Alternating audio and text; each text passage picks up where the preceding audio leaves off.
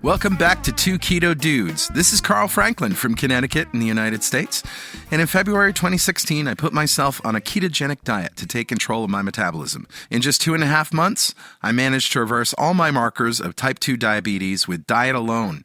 As of now, I'm 80 pounds lighter with no signs of diabetes or heart disease.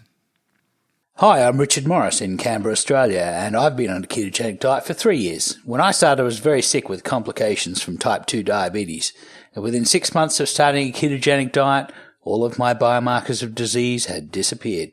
I've also lost about 80 pounds, and I've completely turned my health around. And this show is a document of my progress through ketosis and Richard's experience thriving for years in ketosis. Oh, yeah. And hopefully that might help a few people who are curious about this kind of dietary hacking.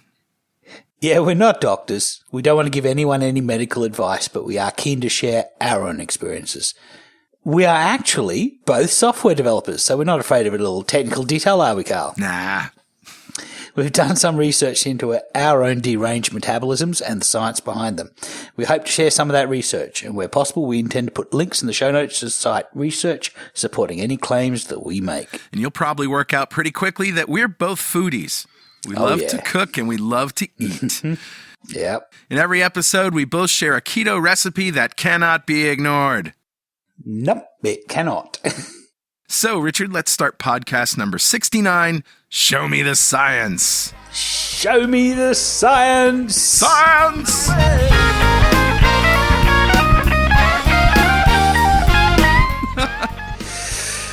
Well, let's talk about corrections or apologies. I have one, a little bit of errata from last week. It's pronounced poke, not poke. Poke? Tuna poke. I said tuna poke. That was your recipe from last week, right? Yeah. No excuses. I didn't do my homework, and I took a waiter's bad pronunciation as definitive. But guess what? It was delicious. Yeah, it's a Hawaiian word, poke. So sorry about that. Didn't mean to offend. Just an ignorant American here learning how to pronounce things. Yeah. Also, remember that road trip we spoke about last week? Well, we're scrapping that. Yeah, it's unfortunate. We didn't have the right out of the gate response we were looking for, and quite frankly, we reevaluated, just how many people we could possibly reach. And in terms of the money spent per person, even with good attendance, it really wasn't worth it all that much. And we could basically take that money and use it to reach far more people in more effective ways.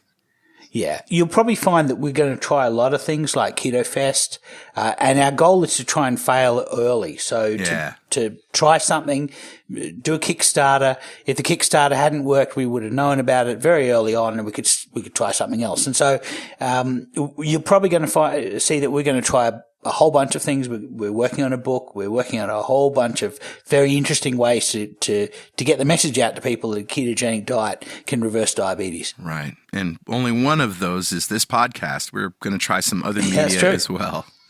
Yeah, we're going to do some videos, I think. Right. Well, let's revisit what a ketogenic diet is.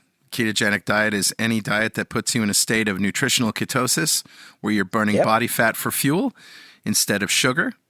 And essentially we do that, and one of the ways that you can do it is by limiting carbohydrates to less than 20 per day, mostly from green leafy vegetables, maybe a few dairy products, some nuts, things like that. And moderate protein, you want to eat 1 to 1.5 grams of protein for every 1 kilogram of lean body mass that you have. And what's your lean body mass? Well, that's what you would weigh if you had no body fat. Right. It's been a while since that's been the case. Yeah, right. And most people, it's 60 to 120 grams of protein a day, depending on how big you are. And the rest of our energy we get from fat. Either the fat that's on our plate or the fat from that Krispy Kreme we ate a decade ago. And we can't shut up about that Krispy Kreme. I know, it's true. So, Richard, how was your week, man? It was pretty good, actually. I just did a 63K bike ride. Awesome. I didn't do one last week because my knee was getting a bit sore, but just going off and not doing a long ride for a week. I felt great. So, that enabled me to get back into it, which is good.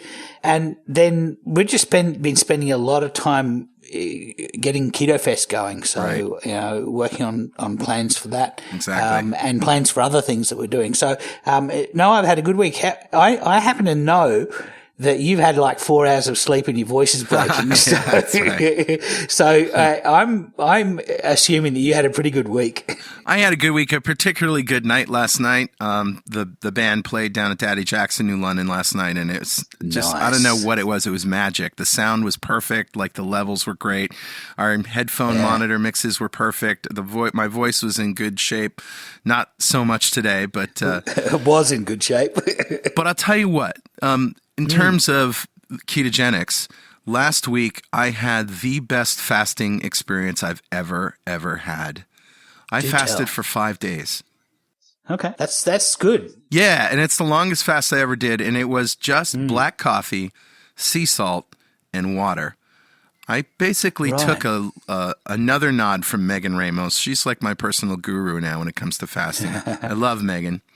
And she basically said when she fasts, every 2 hours or so, she takes about a quarter teaspoon of sea salt and puts it right on her tongue or under the tongue and allows it to absorb directly and quickly into the system. And it's better than diluting it in water, that you actually get this jolt of salt. And if you can take it, if you can take the burn or whatever you want to call it, the salt burn, and then chase it down with some water after a minute or two. Wash the salty taste away, yeah. Yeah, exactly. And I took that advice, and man, was that good advice. I had no cramps. I had hunger, but that quelled it. I mean, I felt like I had just eaten a meal after doing that. The blood vessels are very close to the surface in the mouth, and you get glucose. If you eat a glucose meal, your blood supply is getting the initial hit of that glucose almost instantly before it even leaves your mouth. So it makes a lot of sense. Salt would work in the same way because it's a small molecule. It'll diffuse straight across into the blood vessels. And so it's probably a very quick way to get salt into your blood vessels. So anyway, that was my week. I had a great fasting week, and it ended with a meal at Daddy Jack's. And then I played after that and just had such a great time. Yeah. Daddy Jack's is actually going to be one of the restaurants at Keto Fest, right? Yeah, and speaking of that, I saw a salad on the bar when I got there to set up, and it was for the bartender, Corey, who is actually a carb smart weightlifter, bodybuilder guy, and he totally gets the whole insulin thing. And I said, "What was that salad?" And he said, "Oh, well, that was kind of a thing that me and Steve, the pizza cook, kind of dreamed up. It was a salad that had antipasto on it, so cold cuts wrapped up with provolone cheese, but it also had a little bit of chicken, a little bit of bacon, a little bit of some walnuts, some blue cheese, and then this emulsified balsamic vinaigrette over it. That was like a balsamic aioli. That's very unsalad-like. Yeah. So I said, "Hey, would you put this on the menu for Keto Fest and call it a keto salad?" And he says, "Absolutely." That would be awesome. Yeah. So, well, hopefully they keep it on the menu. Well, yeah. And I said, "Can I also have an extra thing of dressing? So when you serve this, put the dressing on and then put another one on the side because, that's where your fat is."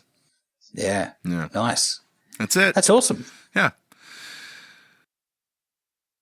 So now that we know we had good weeks, I guess that brings us to a little segment we call...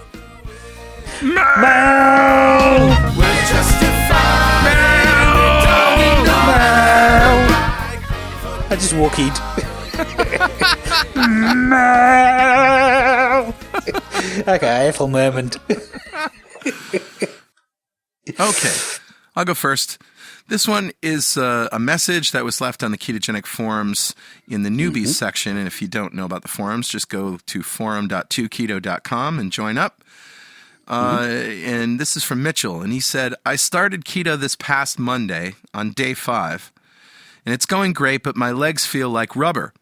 I haven't hit the I can run through the wall energy level yet, but it's still better than pre-keto.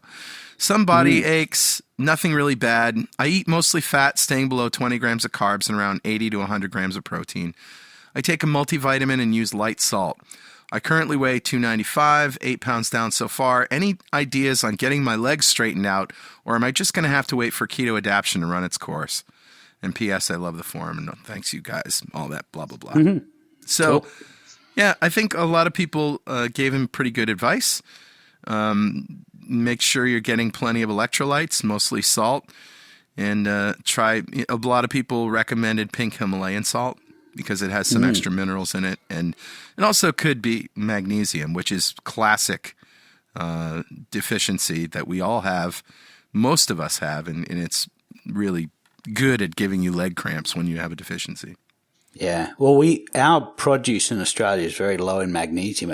Our soils are very low in minerals anyway, but we generally have produce that's lower than in magnesium than even you guys in the States have. So yeah, I supplement with magnesium. I wish I didn't have to, and if I was able to grow more food and manufacture the soil that I want to grow my food in, it would be be adding magnesium to it, and I'd be making sure that I had high mag soil. But it's I have to supplement it, and it's very easy to do. And sometimes, like after a ride, I might soak my feed in Epsom salts. Now, Epsom salts is a magnesium salt. That's a great way to get magnesium without upsetting your stomach, which it can happen. Yeah. Well, go straight across the skin, so it's transdermal, so it's very easy to do, I also found a water on the market that has electrolytes in it, and there's a bunch of them now, Smart Water or whatever, but Fuji water, I was surprised to find had some magnesium in it. Interesting. Which I thought was good. I mean, it's not enough to give you a laxative effect. It wouldn't be a popular product if it gave everybody laxative effect. Right, but a little magnesium citrate mixed up in your water is a good thing to do. Yeah, I do that when I'm riding. I'll create a water bottle with 2 spoons of magnesium citrate, 2 of potassium citrate, and a little bit of sodium chloride, regular salt, and a little squirt of sugar-free flavour. That's basically what I ride with, and I generally don't come back with an empty bottle. I probably only have a couple of sips. And whenever I feel dehydrated, I'm starting to get a dry mouth, I'll have a swig, and that just keeps me going. Yeah. All right. Well, that's my mail. What do you got, Richard? So I've actually got a mail item from our ketogenic forums as well, and this one is from Fran, who says this question is protein clarification. And Fran says, I need some clarification. I have a local Facebook keto group, and one member keeps insisting that protein is his most important macro, and that he eats more protein than he does of fat, which is fine for him, but he keeps saying that if people don't get enough protein, then the body will take it from the muscles. I've heard this before, but my understanding is that it only happens if the body is starving. Also, this way of thinking doesn't make sense to me, because if it were true, then people couldn't do extended fasting without losing lean body mass. And as we know, people don't lose lean body mass from extended fasting. Can somebody please clarify this protein issue for me so that I can report accurate information back to my group? I don't want to argue with the guy, but I feel like he's giving out incomplete, inaccurate information. Well, my observations are protein gets recycled, and that's what autophagy is. And when you fast, if you've got extra skin and you have extra dead protein that needs to be recycled, it'll be recycled. And so that is a good thing when you're overweight and you have excess skin and you have excess body fat. When you're fit and lean and pumping iron, you probably don't have a lot of that to be recycled and excavated as much as I do. And therefore, maybe you do need more protein. I don't know. Is that a ridiculous assumption, Richard? I'm not sure that Jason Fung is right about skin being recycled like that, and I've mentioned it before. It could be true. I don't know if it's true. It could be true. I guess I would respond to Fran by saying that there are a lot of myths about protein, and one of the obvious ones is that you need to eat muscles to build muscles. It's kind of a little bit like you got to eat fat to get fat, or you've got to eat greens to turn green. There are definitely groups on Facebook who push high protein. Right. I guess we should look at protein. We use protein for 4 purposes. We break it into amino acids, and we use those to maintain our existing protein structures. Right. And we use them to make additional protein structures. So if you're building muscle, you're going to use some of the excess amino acids to build that extra muscle. So you're going to need more protein if you're building muscle. Yeah. We also strip nitrogen, sulfur, selenium, other non-carbohydrate elements off the protein structures, and we use that to make glucose if we need to make glucose. And finally, we waste the excess for fuel. So we burn it in our furnaces. Now, the reality is that proteins are massive, complex molecules that become easily misfolded and damaged over time. Yeah. So we evolved to replace old protein structures with new ones on an ongoing basis. Right. And this continual protein recycling, basically, it sets the largest minimum requirement for new sources of amino acid building blocks, and that sets the minimum amount that you must have every day. Yeah. So you've got to have some protein every day to be able to keep this going. For people who fast, arguably, they're going to be tearing down a lot of structures, and they may be building up fewer structures, because if they've got body fat, that body fat lives in a extracellular matrix of collagen, which is a protein. So as you draw down your body fat, you need less of that extracellular matrix. And so it's quite possible that people who fast, as I say, have lower requirements for this protein for turnover. Right. But that's a hypothesis. I'd like to see somebody test that. Yeah. The minimum amount of daily protein that you need was determined by Rand et al. In 2003. This was a meta-analysis of nitrogen balance studies for the purposes of estimating protein requirements in healthy adults. Okay. And this was actually the study behind the Australian nutrient reference values. And they determined that people are able to remain in nitrogen balance, that is, people who are eating the Goldilocks amount of protein, so they neither have too much or too little, they have just the right amount. People are able to be in that Goldilocks range between 0.3 grams per kilogram of lean body mass and 1.0 grams per kilogram of lean body mass. That's a very broad range of human variability. So I think it's interesting to try a thought experiment. What is the maximum amount of protein that an imaginary man with 80 kilograms of lean body mass would need? Now, 80 kilograms of lean body mass, that's actually my lean body mass.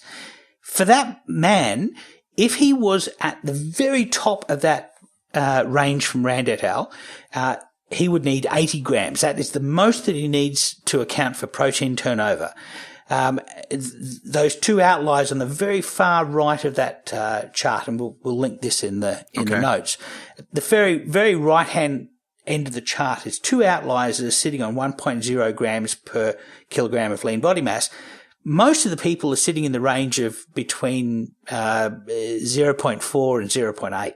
And there's even one person who is able to maintain lean body mass at 0.3 grams per kilogram of lean body mass. Wow. So that's some mutant down there who is able to do this. So, of course, if you're building muscle, you're building new muscle, you'll need some more protein, because you make muscles out of protein.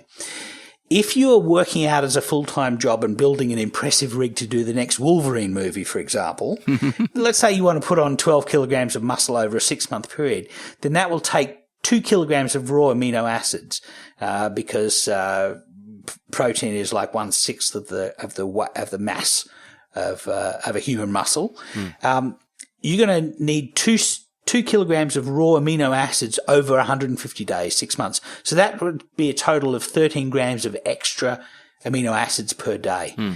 So if we look at our imaginary guy going from, starts out at 80 kilograms of lean body mass and he wants to really pump up to get to 92 kilograms, he would need roughly 80 grams for the protein turnover plus 13 grams for building new muscle. So he'd need 93 grams of protein that day. Okay. So it's not a lot. No, it's not a lot. If you don't eat around 150 grams of carbs a day, and most of us are not in that category, then you'll also need some dietary protein to be turned into glucose to keep your brain alive. Right. Let's say you're eating 0 carbs take this argument to its absolute extreme so that we can work out what the minimum amount that a person has to have. Okay. There's science showing exactly how much protein you will need, and this was done by George Carl in his 1970 Starvation in Man study. Right. He studied the fuel flows using direct catheterization in a subject that was eating nothing. And he was really subsisting on body fat and body protein. And in the first 24 hours, he used 75 grams a day of muscle protein to turn into glucose. But by the time this guy was fat adapted 5 or 6 weeks down the road, he was only using 20 grams a day. And that's important for those of us in ketosis because that is our starting point. Yeah. We've already done the 5 to 6 week apprenticeship. Right. We are now fat adapted. Yeah. We're only using 20 grams a day of protein to make glucose to keep our brain alive. Got it.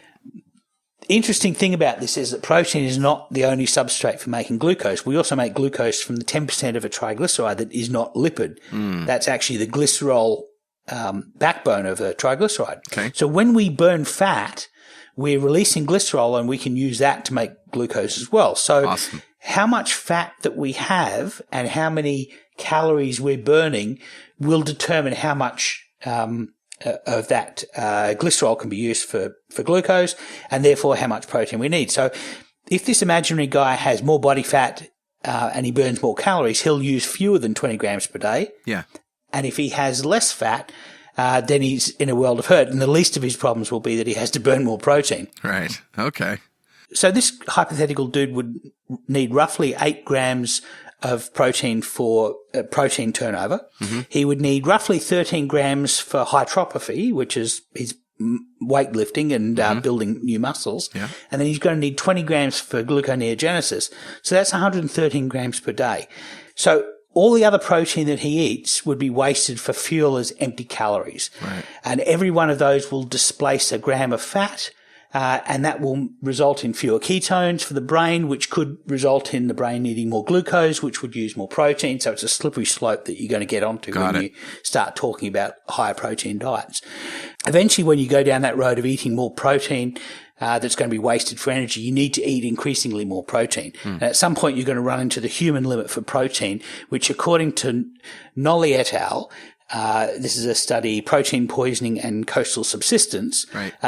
They describe the limits of human protein metabolism as the limit of how much oxygen a human liver can take in. And they say that the most energy human beings can safely derive from protein sources over an extended period lies in the region of 20 to 50% of the daily energy needs.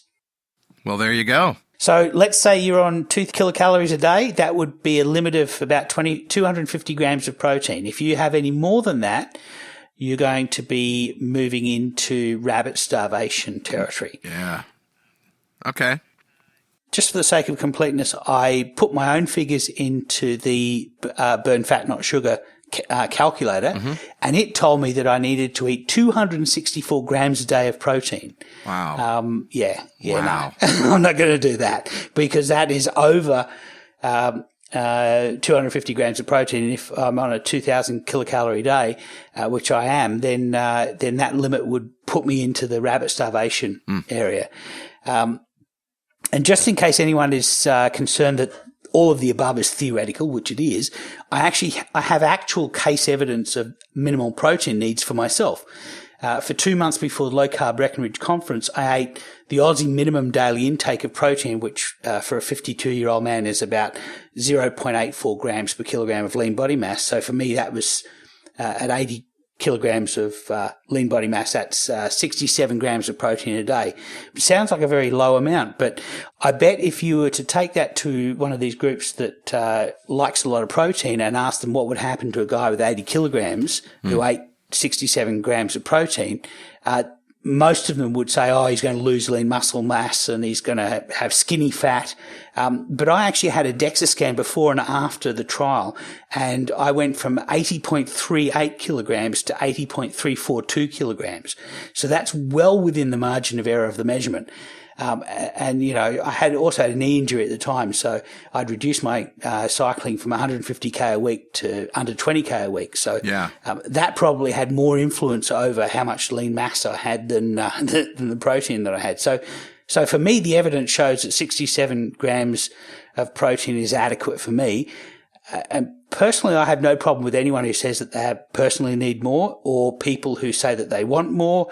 But I would advise anyone getting close to 50% of calories from protein to reach that level gradually to build up their liver enzymes, and be very careful of ammonia intoxication and other symptoms of rabbit starvation. Okay, very good. Yeah, I've got one. It's from Facebook. It's actually from the Lower Insulin Group, which is run by Gabo Adosi. And this message was from Dan, who says, last July I was diagnosed with type 2 diabetes after an A1C of 11.9. Wow. Wow, indeed. Mine was 11.2, so I was exactly where he was. He says, since then I've dropped it to 4.9 without medications, but my HbA1c today was 5.2. What is the optimal A1C? I know Dr. Bernstein suggests going on meds for a 5.2 to get it lower, but many experts say different. Any thoughts? And my comment to him was that firstly I had to congratulate him. A great achievement. Getting from 11.9 down to 4.8 or 5.2 is awesome work. I said to him, I'm sure you know that when you don't eat carbs, you make them on demand, and when your blood glucose goes too low. But your liver makes the decision what level of glucose it will defend. So it's really the liver is determining what that low level is. The HbA1c doesn't really measure the glucose level that your liver is defending. What it measures is how much glucose is stuck to red blood cells during their lives. Right. Here's the thing, though. Red blood cells can live between 90 to 120 days, depending on how quickly your spleen can harvest the ones that reach their use-by date. And we all have different red blood cell lifespans. The longer yours live, the more chance they have had to run into glucose. So if you have longer-lived red blood cells, you will have a higher HbA1c for exactly the same level of glucose. So mine, Nadir, the lowest point that mine got to was 5.2. And mine came from 11.2, so I had a 6 percentage point drop. And it's just started to rise a little bit to 5.3 after about 3 years on keto. And that could be a measurement error. It could be that I've got more glucose in circulation, but my spot blood checks and my postprandial blood checks actually show that my glucose control is getting even better. So I don't think it's that. But the other thing that it could be is, it could be the case that 3 years on a ketogenic diet has incrementally improved the lifespan of my red blood cells. Yeah, sure. Yeah, they're cleared out when their membranes become damaged. So, with less inflammation, it's quite possible my red blood cells live longer, and that's why I have a slightly higher HbA1c. So, anyway, I said to Dan, your 5.2 could be exactly the same measurement as somebody else's 4.8, and the only difference is that your red blood cells have been in circulation longer. So, well, you still prick your finger and measure your glucose. What do you get a sense that it usually is around? Yeah, well, my personal number is mine is slightly lower than it used to be, and yet my HbA1c has just gone up a little bit. So, there you go. That could be the red blood cells. Yeah, I don't know if there's any science behind that hypothesis, but it certainly is worth looking into. Sure is. Yeah, very cool, Richard. All right. Well, do you guys remember us talking about the Two Keto Dudes fan club? Do you remember, we Richard? We have been talking about it. Yeah, I do. And every week we say we're not ready to draw a winner yet. That's right. We're going to do that next week. And now's the time we're going to draw our first winner.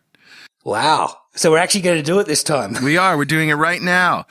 So what this is we mention on the show that we have a fan club. We want you to answer a few questions that we can use to get a profile of who's listening to us. And therefore, hopefully, advertisers will see who you are and, hopefully we'll be attractive to advertise on based on the information that you give. Exactly.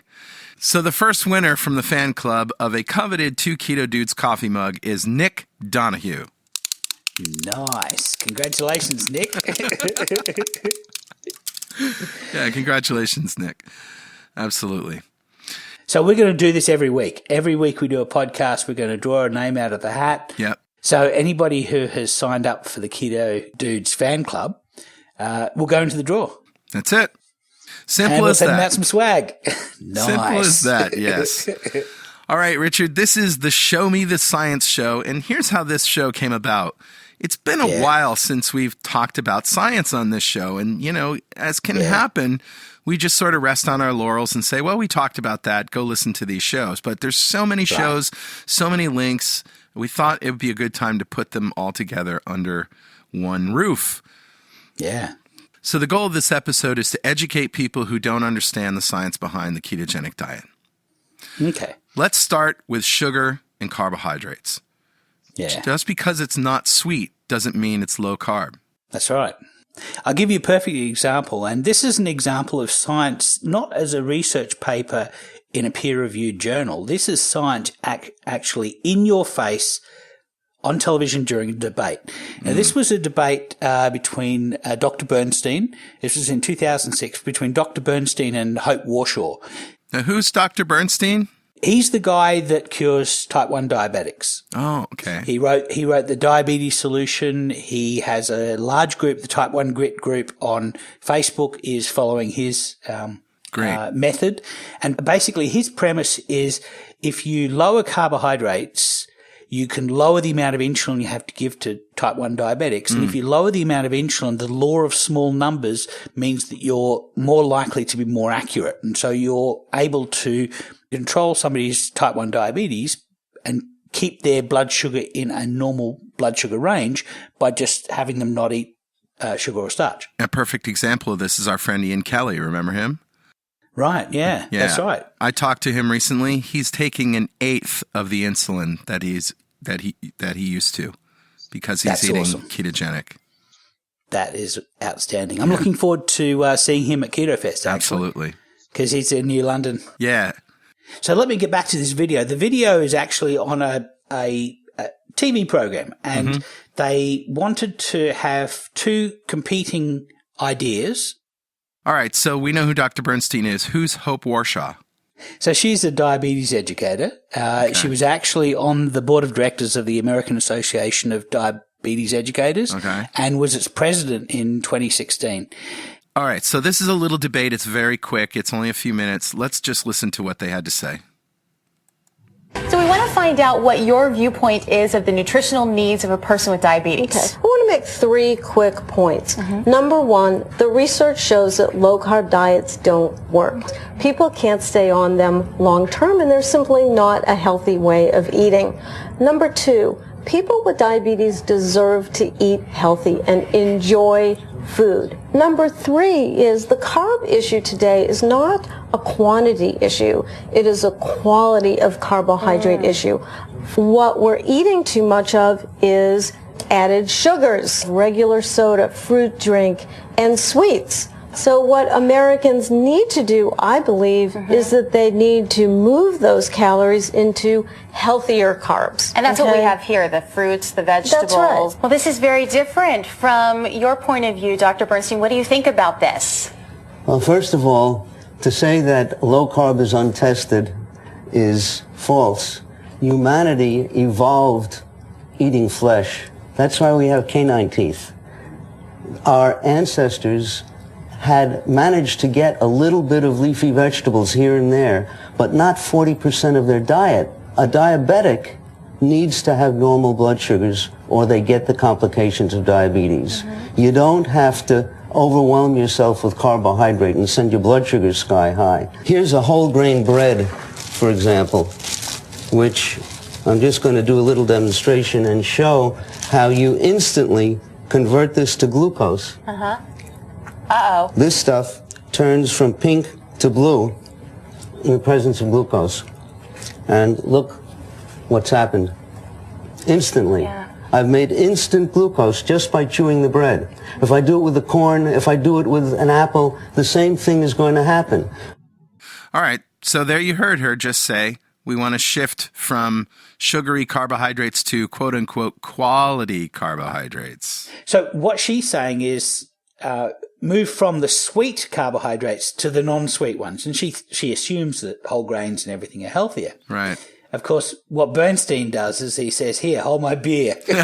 And he basically opens up a slice of bread, chews on it, puts a little bit of saliva on the bread, and then gets a glucose testing strip called a diastix, which actually is basically it's a test for glucose. It turns blue when there's glucose, and he shows that the saliva, the amylase in his saliva, has immediately turned that starch straight into sugar. Right. So he's basically just showed her right in front of her. Right.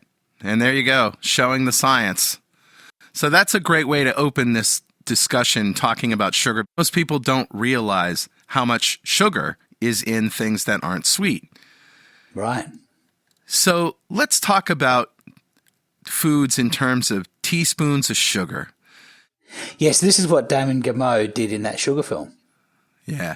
So essentially you can think of every 4 grams of carbohydrates on a food is equal to 1 teaspoon of sugar.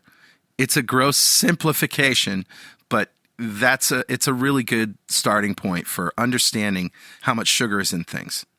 Yeah, it's a great like-for-like comparison between two products. If you go and read their nutritional information, and one is 30 grams of carbohydrate and the other is 24 grams of carbohydrate, you know that one is going to be, six teaspoons, and the other is 5 teaspoons of sugar. Right. So let's take a few foods here. Sure. Let's talk about whole wheat bread. Right, that's healthy, isn't it? It's very healthy. Vermont bread soft whole wheat on Amazon.com. One slice has 14 grams of carbs. That's 3.5 teaspoons of sugar per slice of bread. And you don't think about it because bread isn't sweet. Right. But as Dr. Bernstein showed, it turns right to glucose. Yeah. And a baked potato with no butter or sour cream or anything else, just the potato, 36 grams. That's 9 teaspoons of sugar. How many times have you thought about putting sugar on your baked potato? No, I wouldn't do that because that's sugar. Sugar's that's bad. Unhealthy. And I wouldn't put fat or butter on it either, right? Because that's bad. Yeah. This is just how backwards we are, kids. So 1 ounce of fat-free potato chips, about 23 grams of carbs, which is almost 6 teaspoons of sugar in 1 ounce of fat-free potato chips. I know. Healthy, fat-free potato chips. So 1 cup, that's about 28 grams of cornflakes, which you'd think is healthy. 24 grams, that's 6 teaspoons of sugar, and that's before you've even put the milk or sugar on it. Now let's put some milk on it. 1 cup of 2% low-fat milk is 12 grams of carbs or 3 teaspoons of sugar. So cornflakes and milk, 9 teaspoons of sugar before you've even sweetened it. Incredible. But most people don't eat cornflakes because, that's kid food, right? I'm healthy, I'm organic, I'm hippie crunchy. I want to eat what's good for me, so I'm going to have a half a cup of muesli. Right. Yeah. 32 grams of carbs.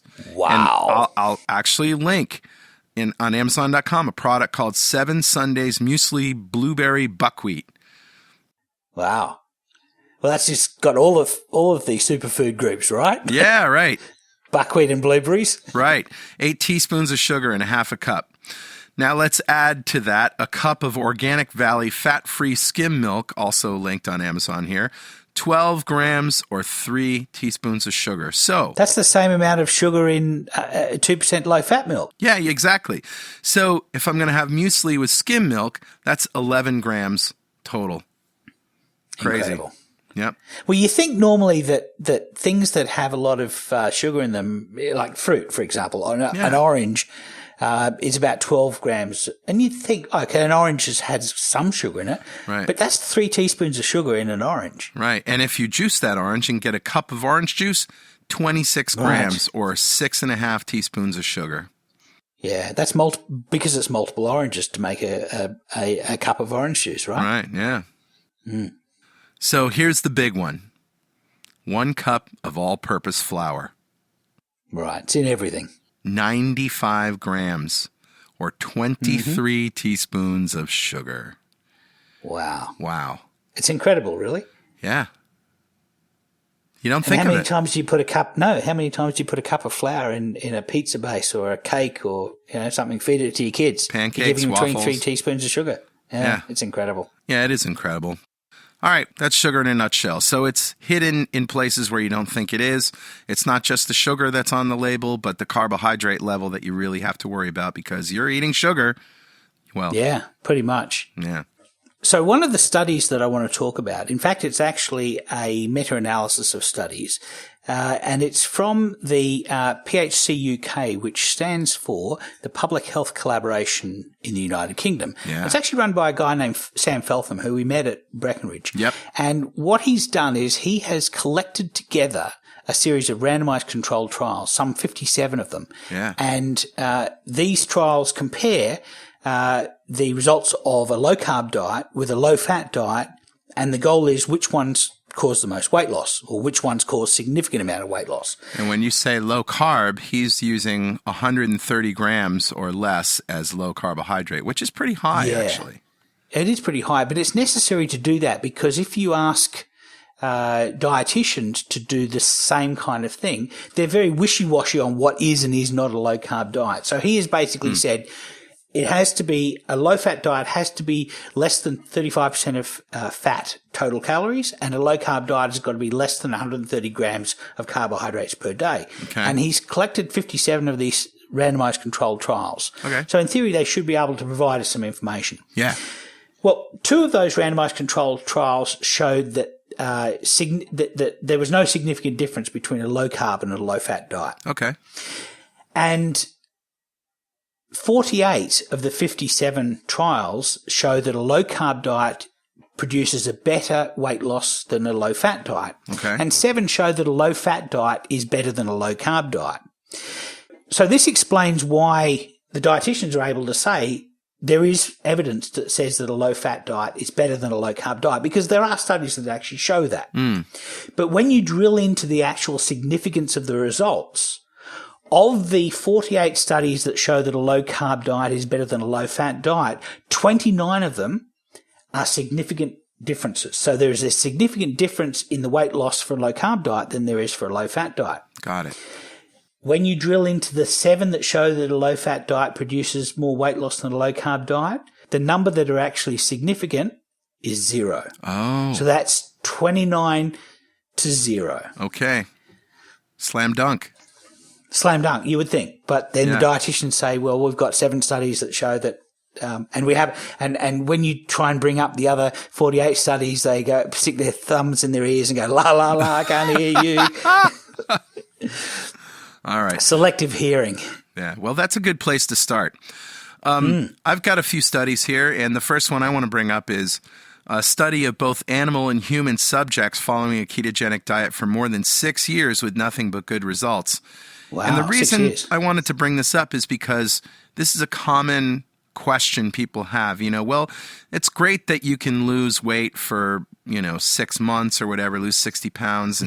But how long have you kept it off, And not only that, but is a low-carb diet safe in the long term, right? Yeah, right. So a quote from this abstract says, the ketogenic diet or the low-carb diet appears to maintain its efficacy in humans when provided continuously for several years. Interestingly, benefits may seem long-term even when the diet is discontinued after only a few months of use, suggesting neuroprotective effects.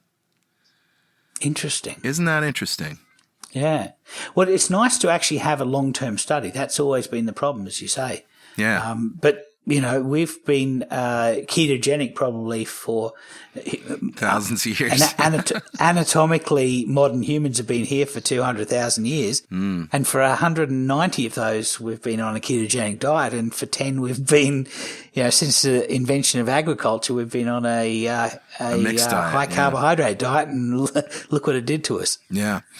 Well, and there's no higher carbohydrate diet than the current standard Western diet, as we all know. The second one I want to talk about is HDL and triglycerides. As we've been saying over and over again, it's trigs over HDL, the ratio, that really is a marker for heart disease and risk factors. It's not LDL. As Dave Feldman has shown with his science, it's not LDL. LDL is absolutely necessary for life. And when your triglycerides are high and your HDL is low, watch out.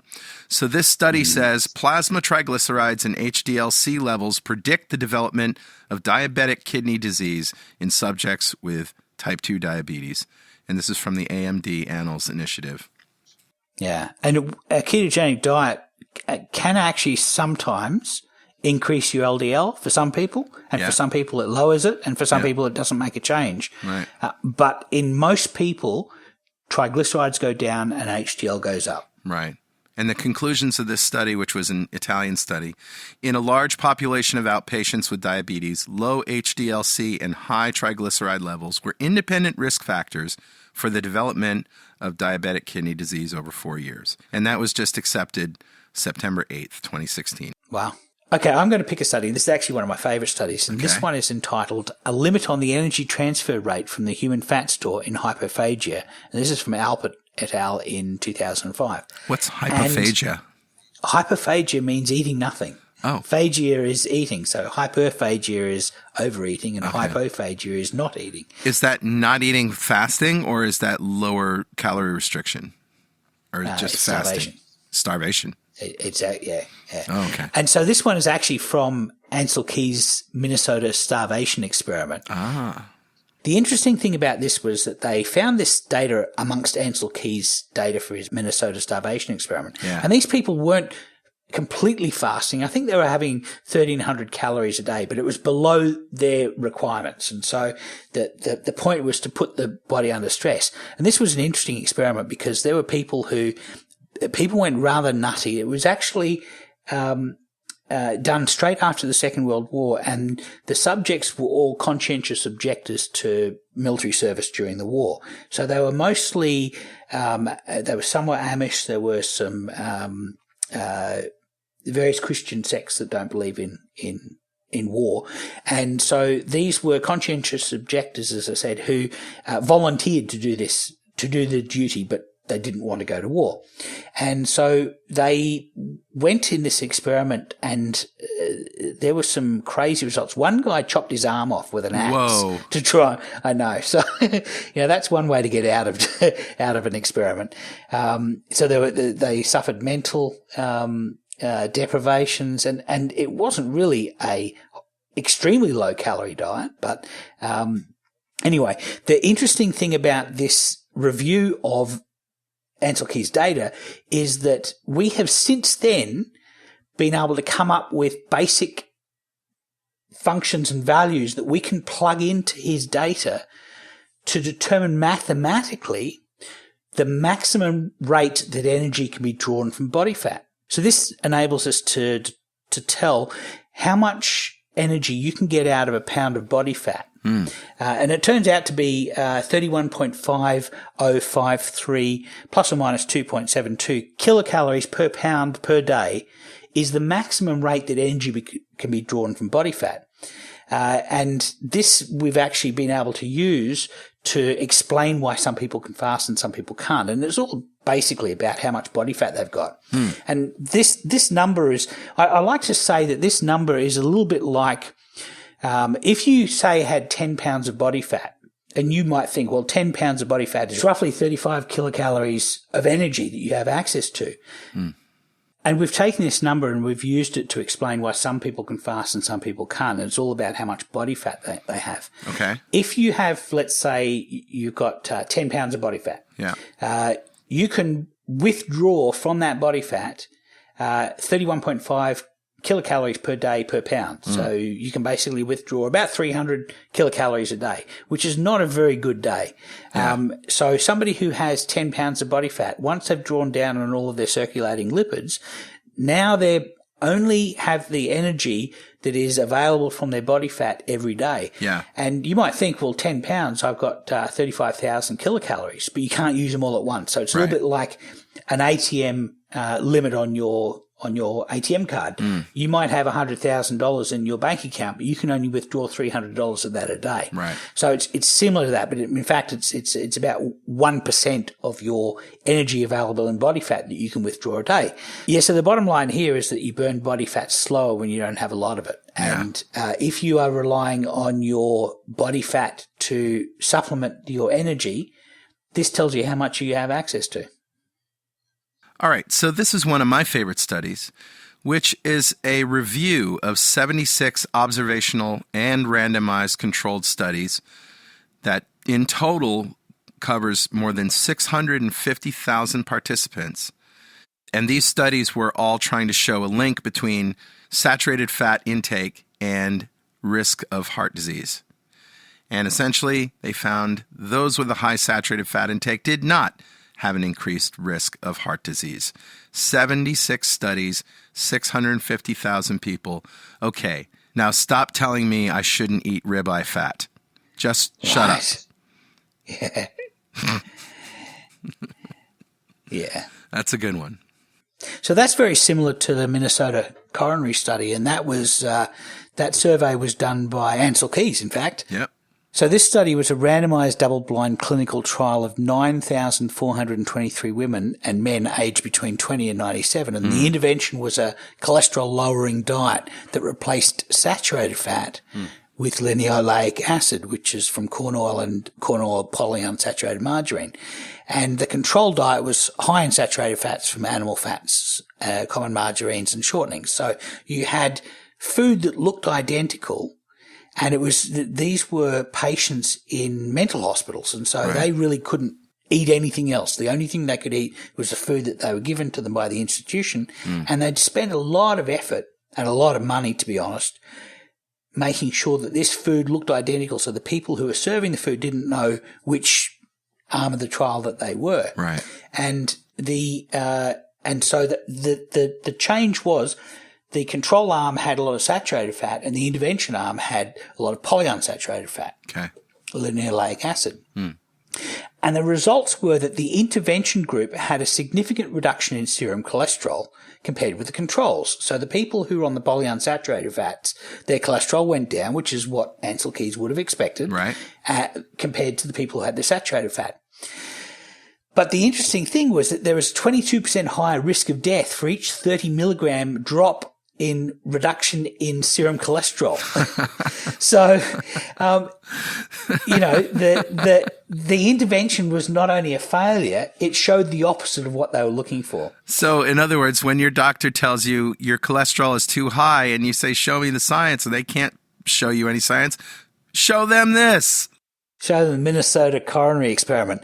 The interesting thing about this was that it was buried for like 18 years, and when it was finally published, it was published in a hardly known journal because it was paid for by the National Institutes of Health. It was your tax dollars at work, so they had to publish it somewhere. And when Gary Taubes went and asked one of the chief investigators of this, a guy by the name of Franz, when he asked him, why didn't you publish it? And why didn't you publish it earlier? He said, we were embarrassed at it. We were disappointed by the data. It didn't show what we wanted to show. And ultimately that's really flawed. It is. Yeah. We brought this up with Nina Teicholz. She told us about it as well. Yeah. It's just unbelievable. So there's more. But wait, there's more.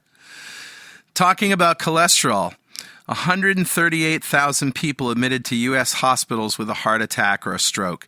Cholesterol was measured. Average was 105. 105. Wow. That's considered low. Yeah, that's low.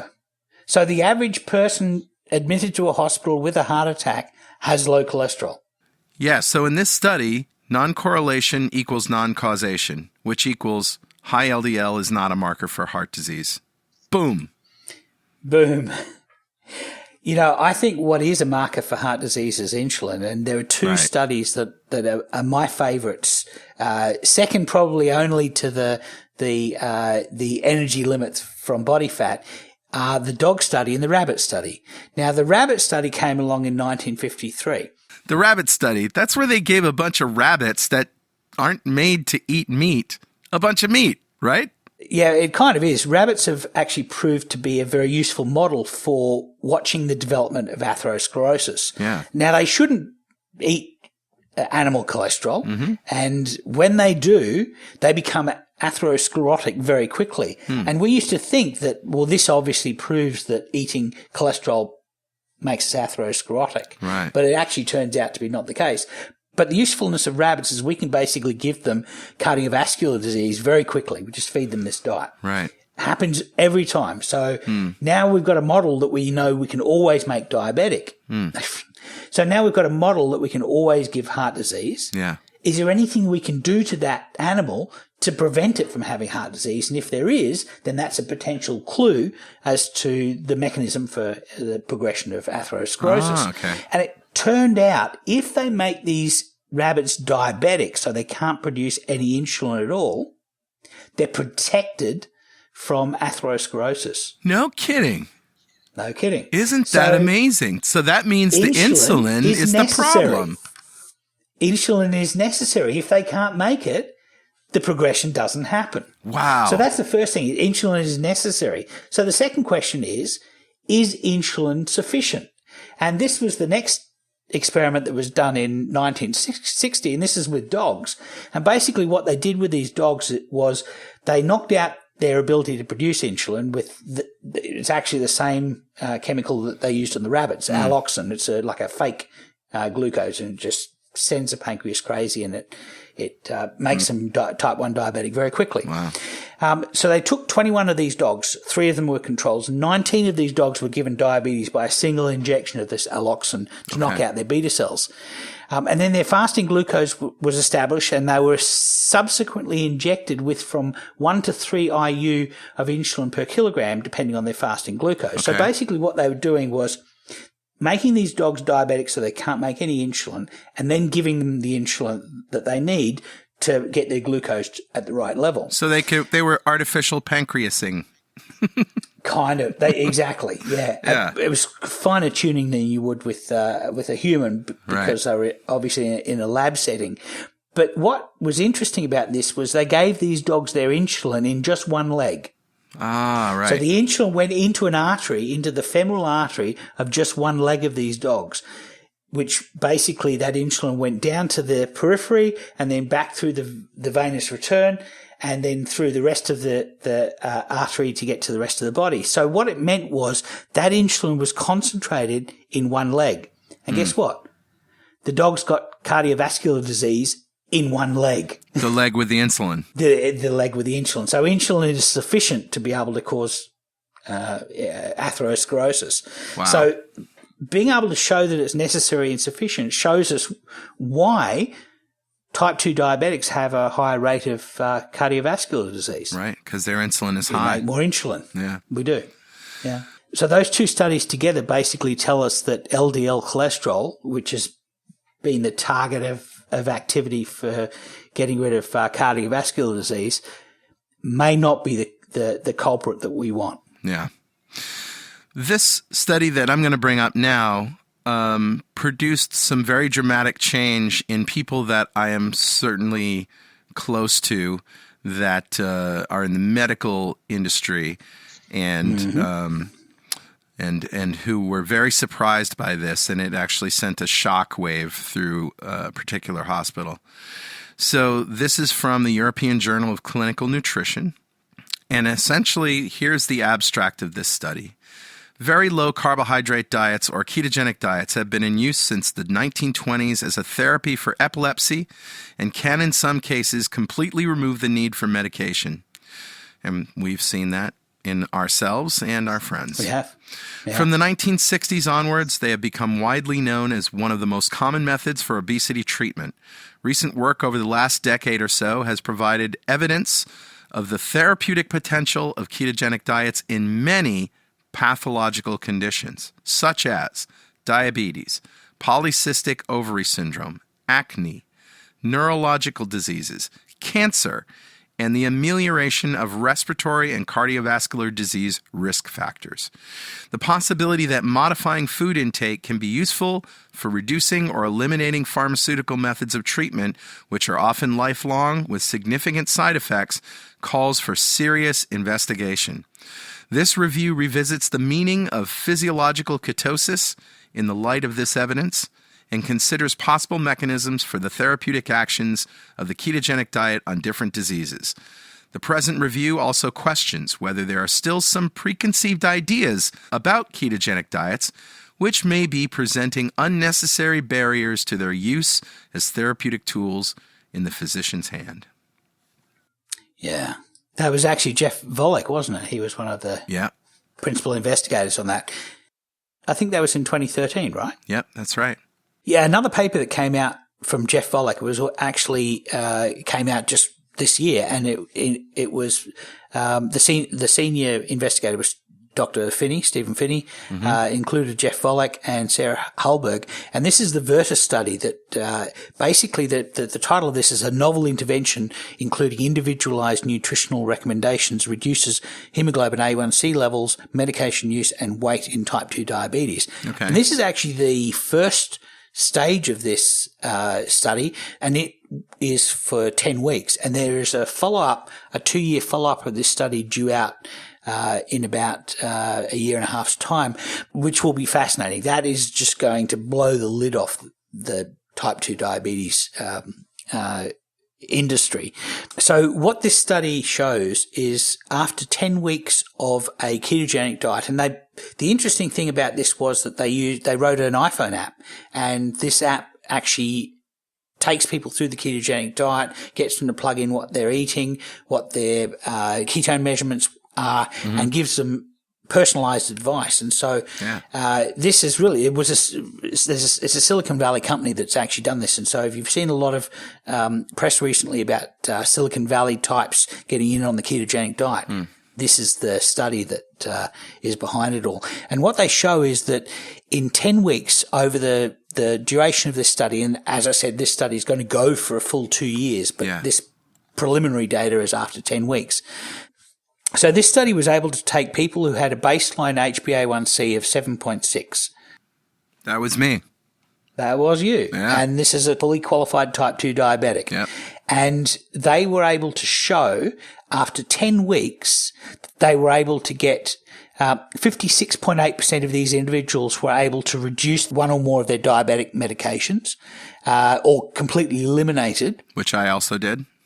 Right. And 47.7% of participants achieved an HbA1c of less than 6.5. Also did that.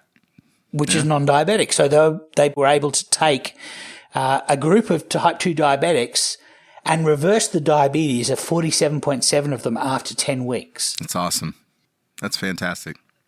And some of those that were able to get below 6.5 were taking metformin, which is a common diabetes medication, but only metformin. And 39 of them had no diabetes medication at all. And the original study started off with 262 participants. So that's remarkable. That is remarkable. After 2 years is going to be interesting because that is going to show that people have not only been able to become non-diabetic, be able to stay non-diabetic.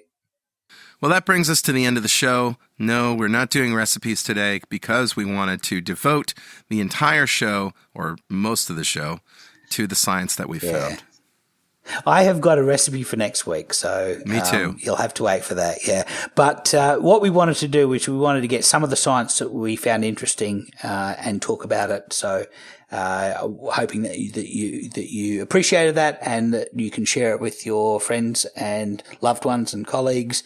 And hopefully some of this will be useful as you become evangelists for the ketogenic diet. And, of course, all of the notes on the website are there, all the show notes and all the links. But if you'd just like to share a blog post with somebody who says, show me the science, it's science.2keto.com. Yeah. So, of course, if you have anything that you want to tell us, something we said wrong, something you don't agree with, some more research that you found to support or refute anything that we've said, send it by email to dudes@2ketodudes.com or post it on our website. And while you're at it, register for KetoFest at ketofest.com. And you can follow us on Twitter at 2KetoDudes, on Instagram at 2KetoDudes. Make sure to use the hashtag 2KetoDudes. That's 2 with the number 2. And of course, if you want to join our forum, it's forum.2keto.com.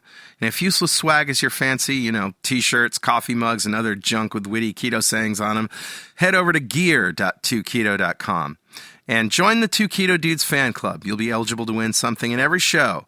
Right now we're giving away mugs. Go to fanclub.2keto.com to sign up.